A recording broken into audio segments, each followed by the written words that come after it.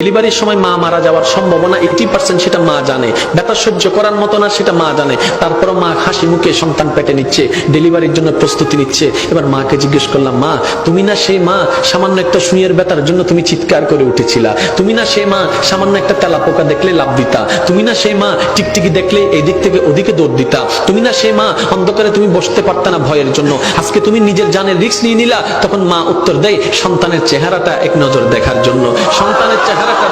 দেখার জন্য। এবার ডাক্তার যখন এমন পরিস্থিতিতে চলে গেল, মা হয়তো মা বাঁচবে না হয় সন্তান বাঁচবে, এমন একটা ক্রিটিক্যাল পরিস্থিতির মধ্যে যখন চলে গেল, ডাক্তার এবার আসলো অভিভাবকদের কাছে, আপনারা বন সাইন দেন, আমরা অপারেশন থিয়েটারে ঢুকাবো, এখন আপনারাই সিদ্ধান্ত নেন কাকে বাঁচাবো, মাকে বাঁচাবো নাকি সন্তানকে বাঁচাবো। একে জিজ্ঞেস করে, এ বলে যে মাকে বাঁচাও, ও বলে যে মাকে বাঁচাও, ও বলে যে মাকে বাঁচাও, ও বলে যে মাকে বাঁচাও। কারণ সবার মাতার চিন্তা, মা যদি বেঁচে থাকে সন্তান আবার আসবে, মা যদি বেঁচে থাকে সন্তান আবার আসবে, সবার একটি কথা, মাকে বাঁচাও, মাকে বাঁচাও, মাকে বাঁচাও। এবার ডাক্তার কৌতূহল বশত মাকে একবার জিজ্ঞেস করলো, সবাই বলছে মাকে বাঁচাতে, একটু আপনি বলেন না আমরা এই দুইজনের ভিতর কাকে বাঁচাবো, আপনাকে বাঁচাবো নাকি সন্তানকে বাঁচাবো। তখন মা, একমাত্র মা, সে উত্তর দেয়, একমাত্র মা তখন চিৎকার করে বলে, ডাক্তার আমার সন্তানকে বাঁচান, আমার সন্তানকে বাঁচান, আমার সন্তানকে বাঁচান। ডাক্তার অবাক হয়ে তাকায় রইল, সবাই বলছে আপনার কথা, আপনি বেঁচে থাকলে তো সন্তান আরেকটা আসবে, আপনি কেন সন্তানের কথা বলছেন। এবার মা দুই চোখের পানি ছেড়ে দিয়ে বলে,